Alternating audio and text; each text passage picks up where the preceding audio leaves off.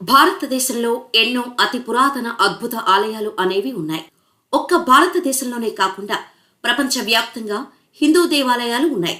అయితే కొన్ని వేల సంవత్సరాల చరిత్ర కలిగిన అతి పురాతన ఆలయాలు నేటికీ చెక్కు చెదరకుండా భక్తులకు దర్శనమిస్తున్నాయి. మరి ఆ అతి పురాతన ఆలయాలు ఎక్కడ ఉన్నాయి, ఆ ఆలయంలో ఉన్న విశేషాలు ఏంటనేవి ఇప్పుడు తెలుసుకుందాం. లింగరాజు ఆలయం, ఒడిస్సా.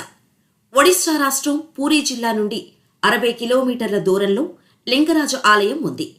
ఈ లింగరాజు ఆలయంలో స్వామివారిని త్రిభువనేశ్వరుడు అని భక్తులు కొలుస్తారు. ఈ ఆలయం సుమారు 40 మీటర్ల ఎత్తులో నిర్మించబడింది. గర్భగుడిలో 8 అడుగుల వెడల్పు గల నల్లరాతి పానవట్టము నేలతో సమానమైన ఎత్తులోనే ఉండి దాని మధ్యలో కేవలం 9 అంగుళాల ఎత్తు ఉన్న శివలింగం ఉంది. ఈ ఆలయం కొన్ని వేల సంవత్సరాల క్రితం నాటిదిగా స్థల పురాణం చెబుతోంది. దేశంలో ఉన్న అతి పురాతన అతి పెద్ద ఆలయాలలో ఈ ఆలయం కూడా ఒకటిగా చెబుతారు. కైలాసనాథ ఆలయం, ఎల్లోరా. మహారాష్ట్ర ఔరంగాబాద్కు సుమారు 26 కిలోమీటర్ల దూరంలో వెరూల్ అనే గ్రామంలో ఎల్లోరా గుహలు ఉన్నాయి. ఇక్కడ పర్వత శిఖరం పైన మలచబడిన మొత్తం 34 గుహలు ఉన్నాయి. అందులో కైలాసనాథ ఆలయం అని పిలువబడే ఒక గుహ ఉంది. అయితే ఒక ఎత్తైన ఒక కొండని తొలచి ఈ ఆలయాన్ని చెక్కడంలో చూపించిన నేర్పరితనం బహుశా ప్రపంచంలో మరెక్కడా కూడా కనిపించదు. సుమారు 8వ శతాబ్దంలో నిర్మించబడ్డ ఈ కైలాసనాథ ఆలయం ఏకశిలా నిర్మాణ ఆలయం. అయితే క్రీస్తు శక 768 ప్రాంతంలో మహారాష్ట్ర ప్రాంతాన్ని పరిపాలించిన 1వ కృష్ణరాజు ఈ ఆలయాన్ని నిర్మించాడని తెలుస్తోంది. అయితే ఆకాశం నుంచి చూస్తే ఈ టెంపుల్ ఎక్స్ ఆకారంలో ఉంటుంది. భూమి మీద నుండి చూస్తే 4 సింహాలు ఎక్స్ ఆకారంలో నిల్చున్నట్టు కనిపిస్తుంది. ముండేశ్వరీదేవి ఆలయం, బీహార్. బీహార్లోని కైమూర్ జిల్లాలో ముండేశ్వరీదేవి ఆలయం ఉంది. ఈ ఆలయం 608 అడుగుల ఎత్తుగల కొండపైన ఉండగా ఈ ఆలయం సుమారు 2000 సంవత్సరాల నాటిదిగా స్థల పురాణం చెబుతోంది. ఈ ఆలయంలో శివుడు, పార్వతీదేవి కొలువై ఉన్నారు. తుంగనాథ్ ఆలయం, ఉత్తరాఖండ్.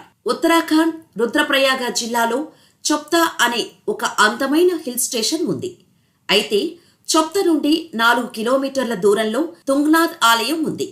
ఈ ప్రదేశం శివుడికి అంకితం చేయబడినదిగా చెబుతారు. ఈ ఆలయం చాలా పురాతనమైనదిగా చెబుతారు. సముద్ర మట్టానికి దాదాపుగా 3680 కిలోమీటర్ల దూరంలో తుంగనాథ్ పర్వతం ఉంది. ఈ పర్వత శిఖరం పైనే ఈ ఆలయం ఉంది. ప్రపంచంలోనే ఎత్తైన శివాలయం ఇదేనని చెబుతారు. బ్రహ్మదేవుడి ఆలయం, పుష్కర్. రాజస్థాన్లోని పుష్కర్లో బ్రహ్మదేవుడి ఆలయం ఉంది. సింధయ్య రాజులకు మంత్రిగా ఉన్న గోకుల్ చంద్ పరేఖ్ ఈ ఆలయాన్ని కట్టించారు.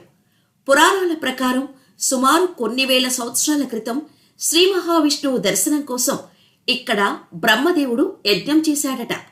ఇక్కడ ప్రతి సంవత్సరం ఒంటెల జాతర చాలా వైభవంగా జరుగుతుంది. ఇక్కడ బ్రహ్మదేవుడు 4 ముఖాలతో దర్శనమిస్తుంటాడు. బ్రహ్మదేవుడు ప్రధాన దైవంగా పూజించబడే ఏకైక ఆలయం ఇదేనని చెబుతారు. వరదరాజ పెరుమాళ్ ఆలయం, కాంచీపురం. తమిళనాడు రాష్ట్రంలోని కాంచీపురం జిల్లా విష్ణుకంచి ప్రాంత మందలి కరిగిరి అను ఎత్తైన గుట్ట మీద శ్రీ వరదరాజస్వామి ఆలయం ఉంది. 108 వైష్ణవ దివ్యక్షేత్రాలలో ఇది ఒకటి. సిద్ధాంతకర్త రామానుజులు ఈ ఆలయంలోని నివసించారని చెబుతారు. ఈ దేవాలయం 23 ఎకరాల సముదాయంలో ఉంది. ఈ ఆలయానికి ఉన్న ప్రత్యేకత ఏంటంటే ఇక్కడ బంగారు, వెండి బలులు కలవు. ఈ దేవాలయం ప్రాంగణంలో ఆనంద సరోవరం మరియు బంగారు తామర తటాకం ఉన్నాయి. ఆనంద సరోవరం మధ్యలో ఉన్న మండపంలో నీటి లోపల అత్తి చెక్కతో చేయబడిన అత్తి దేవతామూర్తి విగ్రహం ఉంది. ప్రతి 40 సంవత్సరాలకు ఒకసారి కోనేరులో నుంచి తీసి 40 రోజులు దర్శనానికి అనుమతి ఇస్తారు. అయితే 2019వ సంవత్సరంలో జూన్ నెలలో అత్తి శ్రీ వరదరాజు పెరుమాళ్ను భక్తులు దర్శనం చేసుకోవచ్చు. చెన్నకేశవ స్వామి ఆలయం, కర్ణాటక.